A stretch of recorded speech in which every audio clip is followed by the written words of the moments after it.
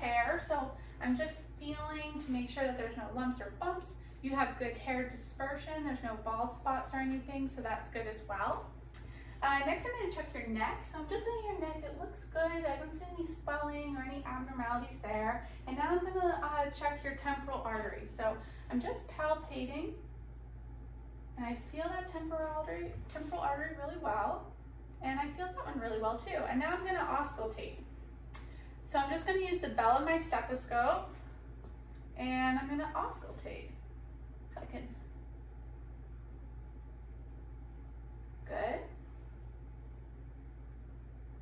Good. So I heard those both well, no brewing, no thrill, that's great. And now I'm going to check your sinuses. So I'm just pressing on your sinuses. Let me know if you feel any tenderness. No. Good. Frontal sinus feels good too. Good. And now I'm going to check for TMJ. So I'm just going to put my fingers on your jaw here, and I want you to open your mouth. Good, and close. That's good. I don't feel any clicking, and I want you to swallow. Good. And now I'm going to check your lymph. So I'm just checking all your lymph nodes, making sure that you don't have any swollen lymph nodes, areas of issues. Just checking in your clavicle too. Good. And then check your axilla here. No swollen lymph there, that's good. And I'm checking here, good. And you can put your arm down and check your thyroid. So I'm just checking your thyroid from the back here. And it feels to be okay. I don't feel any abnormalities there.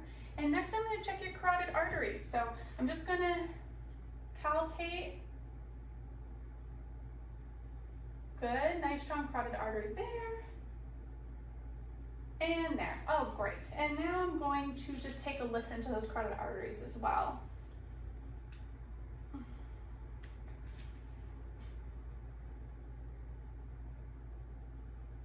Good.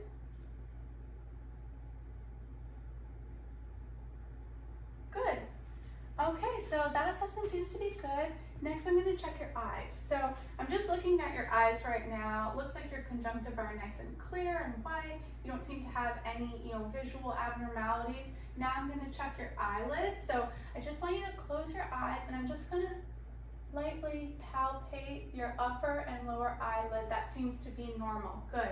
Next, what I'm going to do is check your extraocular motor reflexes. So to do that, I'm going to grab this, and I want you to just keep your head still, and I want you to follow this pen just with your eyes.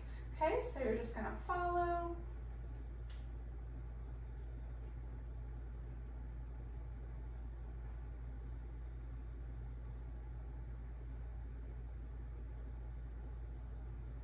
Good, so that looked good. I didn't see any signs of nystagmus or any issues with your ocular movement. Now I'm gonna do something called I'm gonna check your pupil reaction.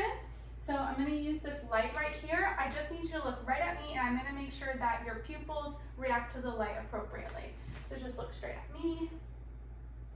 Good, so that pupil constricted properly, and now I'm going to look at your right pupil, and that constricted properly as well. I'm going to check your right pupil again, constricting properly, and again. Good, great. Next, I'm going to check for accommodation. So I'm just going to bring this closer to you, and I'm going to make sure that your pupils react appropriately when I do that. So you're just going to look right at this, keep following it. Good, and your pupils reacted appropriately. Now I'm going to check your peripheral vision. So to do that, I'm going to just have you face forward, look straight ahead. I'm going to put this in front of you, and you're just going to follow it until you can't see anymore, and let me know when you can't see it anymore. So. Can't see it. Good. Okay, I'm going to go on the other side.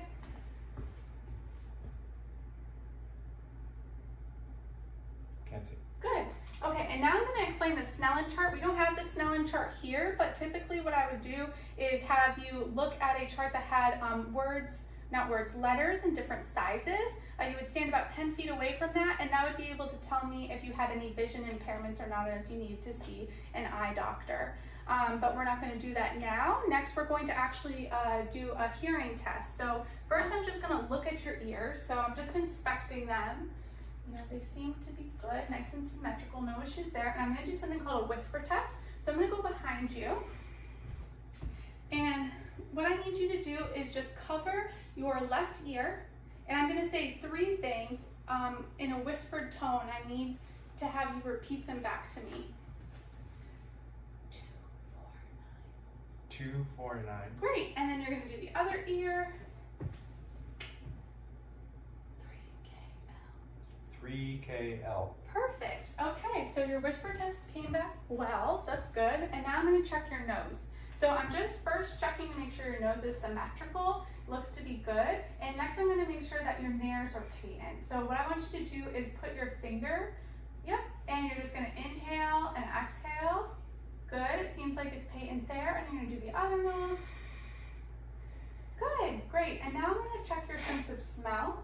So I'm just going to put this under your nose. I want you to close your eyes and just take a deep breath. Inhale.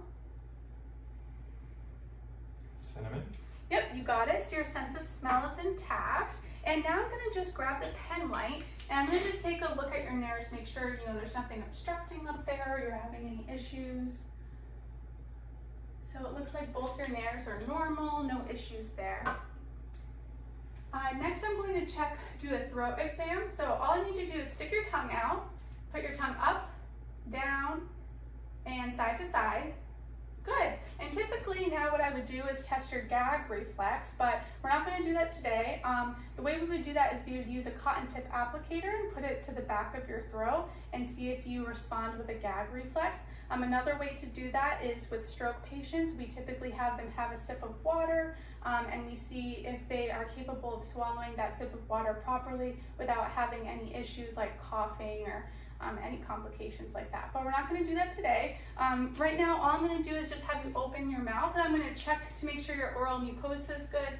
So your oral mucosa looks to be good. I don't see any ulcerations, craters, areas of redness, anything like that, and it's nice and moist, not too dry.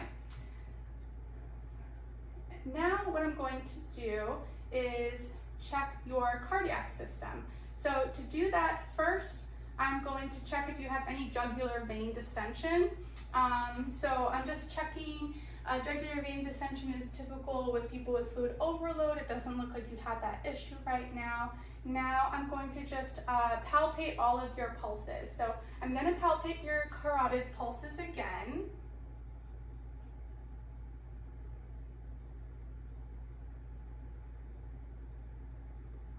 Good.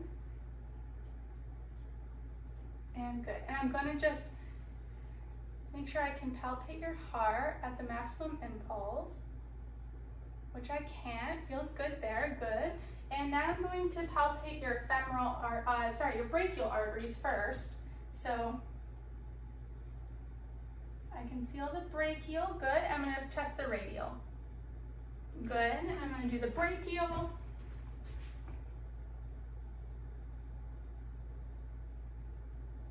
I can feel that well, and the radial. Good, I can feel that well too. Now I'm going to check your femoral arteries. So I'm just going to palpate here. I can feel that well. It's nice and normal. And here, good.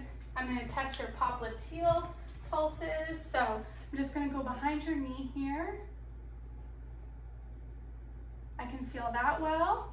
And this one.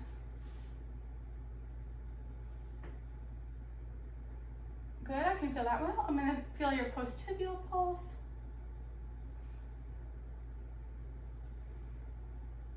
Good, I can feel that well. Good, and I'm going to just feel your pedal pulse here. I can find it.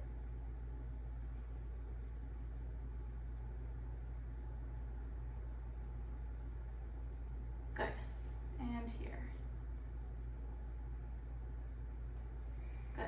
Okay, next I'm going to just listen and make sure you have an S1, S2 for your heart. So I'm just listening to make sure I can hear that S1, S2 sound.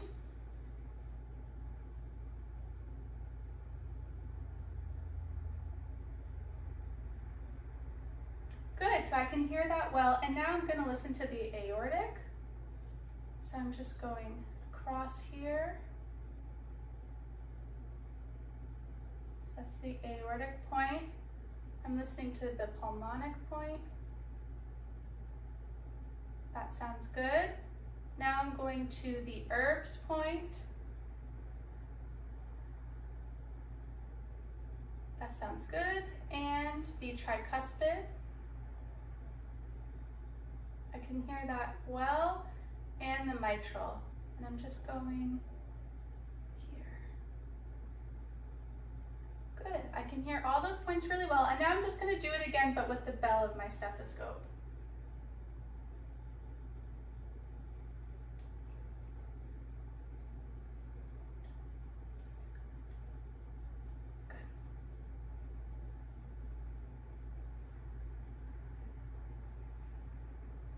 That was the aortic. I'm listening to the pulmonic now.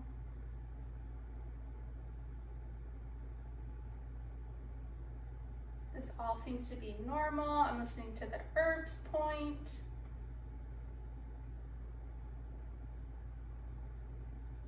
Good. And the tricuspid.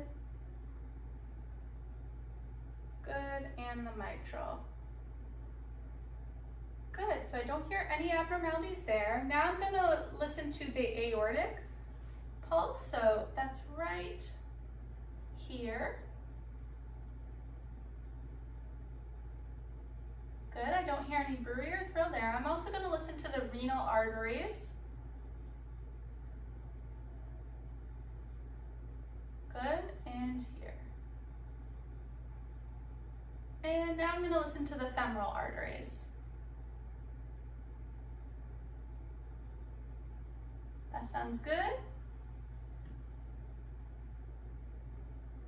Good, no bruit or thrill there. Great. All right, next I'm gonna just check the capillary refills in all your fingernails and toenails. And I'm just checking to make sure they're less than 2 seconds. Less than 2, less than 2, less than 2. Good. I'm gonna do this side. Good, okay. And I'm gonna just do your toes. Good, good. You're having a nice fast capillary refill. That's great. Under 2 seconds for all of them. Great. Okay, that's it for cardiac, and now we're going to do a respiratory exam. So first I'm just going to check for fremitus. So what I'm going to do here is I'm just going to put my hands on your chest here, and I'm just going to feel for any vibration, and I need you to say 99. 99. Good, it feels good, no congestion there. And I'm going to go on the back side as well. And 99. 99. Good. Okay, great. Now what I'm going to do is just make sure that you have symmetrical chest expansion. So I'm just going to put my hands on your chest here and just breathe.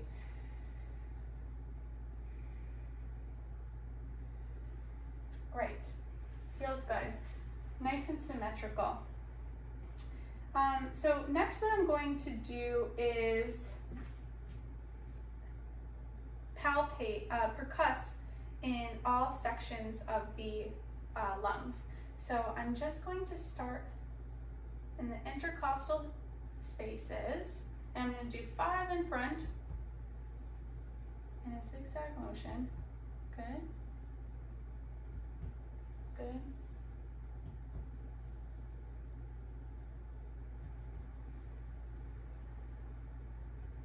Good. I'm going to do the back.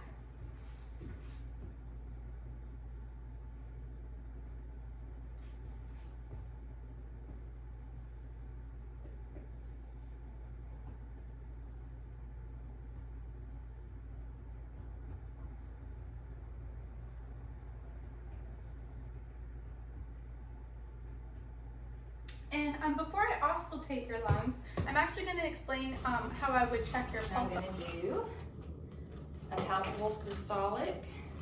I'm going to move your phone here so we don't drop it. And so we'll start. So I won't usually you would listen during these blood pressures, but I'm going to actually feel for your brachial artery. So maybe you relax your arms. I'm sorry, my hands are cold. All right.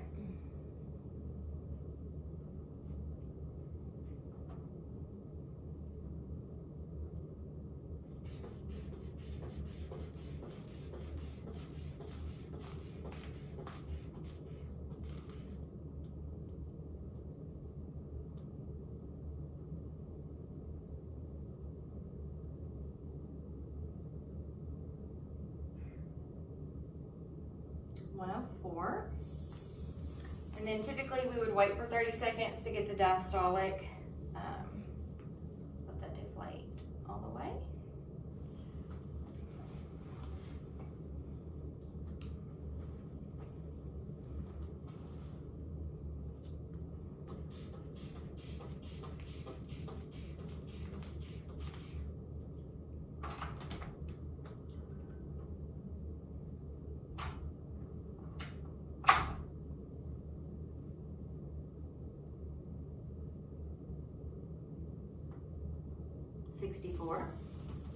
So 104, 64. A couple other things with your cranial nerves, your musculoskeletal, and then your cerebellar and sensory. We're going to start with your head. So her head appears to be symmetric. Her face is symmetric. I don't see anything obvious, any drooping or anything. I'm going to go ahead and feel your head and your hair. Feeling her scalp for any kind of lumps, bumps, nodules, deviations, depressions, and her scalp and head seem to be normocephalic. Hair distribution is pretty even, and then I don't see any like obvious infestations or anything, any balding patterns. I'm going to move on down to your face, and I'm going to start palpating your sinuses. You can tell me if this is painful or tender when I touch. Palpating her frontal. Any tenderness? No. And her maxillary. Any tenderness there? No. Okay. I'm going to move on to her eyes, and her eyes appear to be symmetric. Her eyebrows are evenly distributed. Eyelashes are evenly distributed without any crusting. She doesn't have any drainage out of her inner corner of her eyes, and her sclera appear to be white. I'm going to pull down your eyes and look at your conjunctiva. Her conjunctiva is pink and moist. And now I'm going to go ahead and look at your pupils. I'm going to shine a light and get my little paper with my look straight ahead. Her pupils appear to be about a 5. I'm going to shine a light, just look over, look straight ahead so you don't look directly at the light. Her pupils are equal and reactive to light consensually. And then I'm going to have you look at my finger and then look at the wall behind you, or behind me. Good. And they're accommodating as well. If I had an ophthalmoscope, I do not, but I'm going to pretend that this is my ophthalmoscope, and I would do the ophthalmic exam by looking at, or the fundoscopic exam by looking at the back of her eye, trying to get the red reflex and checking the red reflex. And I would use, to look at her left eye, I would look from my left eye, looking at the cornea, the retina, the optic nerve, and the blood vessels. And then I would move over to her right eye, and using my right eye, and would do the same thing, trying to elicit the red reflex. All right, and then moving on down to her nose. Her nose appears to be symmetric without any kind of deviations. And I'm gonna have you occlude one nostril and then just kind of sniff. Good. Checking for patency. And then I'm gonna shine a light in your eye, in your nose. Okay. Looking inside of her nose at the sinuses, the turbinates, the septum, everything appears to be pretty normal. I don't see any kind of polyps or anything, or any kind of discharge or drainage. Are you having any problems with your nose at all? No, I'm good. Good. All right.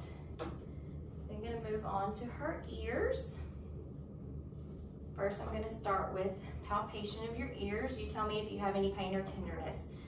Palpating the pinna and the tragus, and then the mastoid. Any pain back there? No. Okay. And I'm going to look in her ear.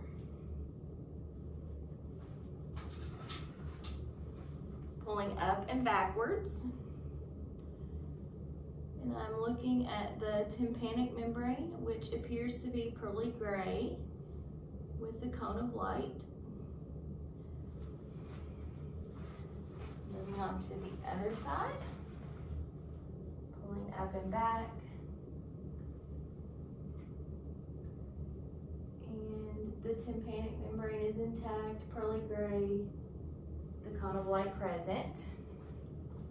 No drainage or discharge.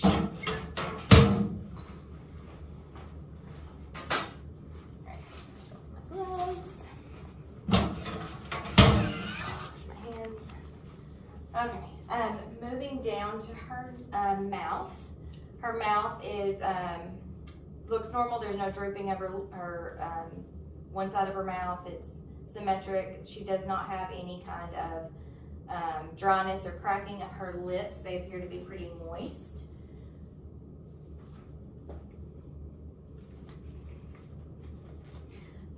Always, you know, as we're going through this assessment, always looking at the skin, looking for any kind of lesions, lumps, bumps, any kind of obvious problems with her skin. My hands are wet, my gloves don't want to go on. All right, I'm going to move on to your mouth next. So, while I'm doing her mouth assessment, I'm going to go ahead and check her 9th and 10th cranial nerves since I'm here. Checking for her gag, the movement of her uvula when she says ah, and then her ability to swallow. Can you go ahead and swallow for me? Okay, she appears to be able to swallow. That's intact. And then I'm going to check cranial nerve number 10, which is tongue for symmetry, strength, movement, that kind of thing. So I'm going to take my light. All right, can you open and say ah? Ah. Good. One more time. Ah. So her uvula moves up. It looks good. And then I'm going to go ahead and look at your inside of your mouth, at your hard and soft palate, teeth, gums, all the mucosa looks good. Her pharynx, there's no redness. It's pink, moist. You had your tonsils removed. Yeah. Yep. Can you put your tongue up for me? Yep, good. And the inside of her mouth looks really good. I am going to not be your friend, right? Or I guess you're not going to like this very much, but I'm going to go ahead and gag you. Oh, okay, good. Sorry. All right, gag is intact. And then can you stick out your tongue and move it side to side? Good. Her tongue looks good, so cranial nerve number 12 seems to be intact. All right, moving down to her neck. I'm going to go ahead and palpate for all of your lymph nodes. Let me know if you have any pain or tenderness. Feeling for any kind of nodules, lumps, bumps, tenderness, pain in the preauricular, postauricular, the occipital, the tonsillar, submandibular, submental, anterior cervical, posterior cervical, deep cervical, supraclavicular, infraclavicular. And then I'm gonna go ahead, while I'm filling your lymph nodes, I'm gonna fill under your arms and in your axilla, your arms, your pectoral, and your subscapular. So filling the central lymph nodes in her axilla, and then her lateral and her arms, the pectoral, you can put your arms down, and the subscapular. All right, and I don't feel anything there. And then her trachea appears to be midline with no deviations. And then I'm gonna go ahead and feel your thyroid. If you can swallow for me. Good, good, okay. And then I'm gonna feel your carotid pulses. Feeling her carotids. 2+. 2+. Now I'm going to go ahead and listen with the bell of my stethoscope.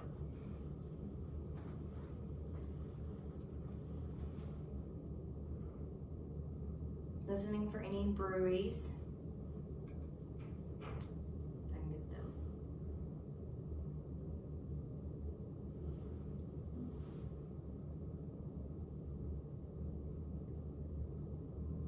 Good.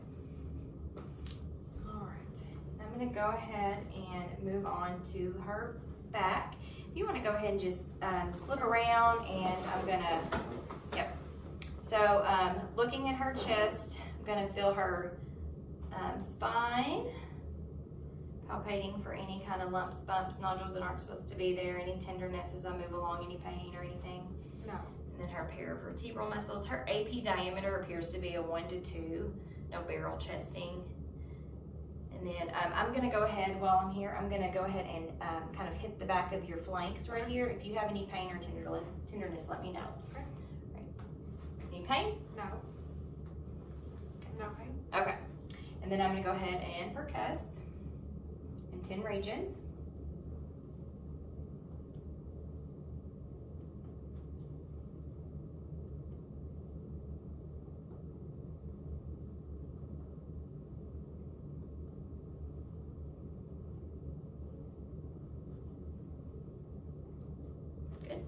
And then I'm going to feel for chest expansion. So what I want you to do is just go ahead and take a deep breath for me. Good. One more. Good. Her chest expansion appears to be about 3 centimeters. And then I'm going to auscultate in 10 areas, and I'm going to have you take 10 deep breaths for me in just a minute, okay? Okay. Okay, you can go ahead.